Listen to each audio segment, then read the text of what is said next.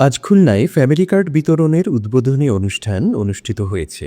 আজ দুপুরে খুলনা খালিশপুরের নয়াবাটি হাজী শরীয়তুল্লাহ বিদ্যাপীঠের মাঠে ফ্যামিলি কার্ড বিতরণ কার্যক্রমের উদ্বোধনকালে জাতীয় সংসদে হুইপ এমপি রফিকুল ইসলাম বকুল বলেন, তারেক রহমান যেটা বলেন সেটা করেন।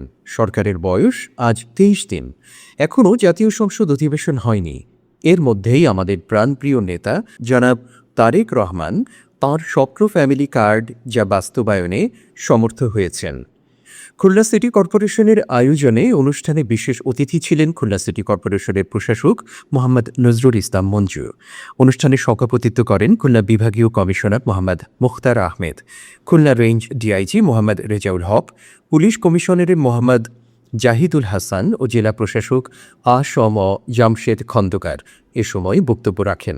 পরে প্রধান অতিথি ১,০০০ উপকারভোগীদের মাঝে ফ্যামিলি কার্ড বিতরণ করেন।